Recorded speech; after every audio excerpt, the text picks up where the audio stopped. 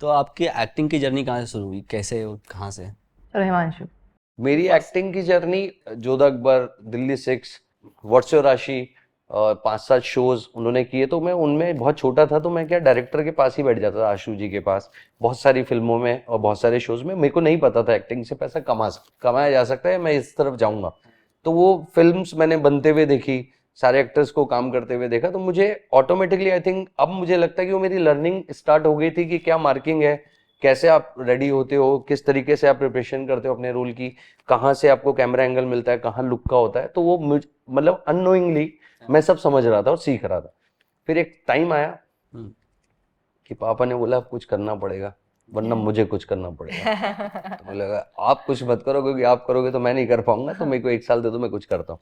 फिर मैं एक दिन बॉम्बे आ गया उनसे झूठ बोल के कि मैं 7-8 दिन के लिए बॉम्बे जा रहा हूँ। फिर यहाँ आके जो स्ट्रगल किया, पहला शो किया, दूसरा किया, तीसरा, तो वो एक लाइफ की जर्नी ऐसे एक्टिंग में ऐड हुई। तो जब मैंने पहली बार शो किया तो उर्दू शो था वो, ओह, उर्दू के डायलॉग थे, आज भी याद है मुझे, शुक्र अल्लाह का सफिया वही चीजों का करने वाला है, दिलों का फेरने वाला है, वरना जिन ख्वाबों की तामीर चंद लम्हों पहले तक नामुमकिन थी, कैसे अपने पूरे जेबो जमाल के साथ हकीकत हुए जाते हैं। वाह। इस तरीके का।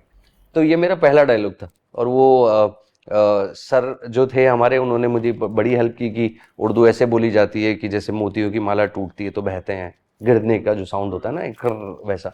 फिर मेरे को समझ में आया कि यार मैं लुक परफेक्ट दे रहा हूँ, मार्क पे ढंग से आ रहा हूँ, अच्छा वॉक करते वक्त भी डायलॉग बोल पा रहा हूँ, तो वो क्यों हो पा रहा है। तो फिर मैंने कनेक्ट किया कि मैं कहीं ना कहीं ये मेरी पास्ट लर्निंग है, और वहां से फिर मेरी और समझने की, इन चीज़ों के अंदर और डीप डाउन जाने की, एक्टिंग क्या होती है, रस क्या होते हैं, कितने रस होते हैं, उसका मीटर क्या होता है, क्या टेम्पो होता है। तो उस तरह की लाइफ, और आज भी हम लर्निंग प्रोसेस में ही है। एक नया किरदार आपको एक नई लर्निंग देके जाता है और सीखने के लिए भी लेके जाता है, तो बस वही सब चल रहा है, आज भी सीख ही रहे हैं।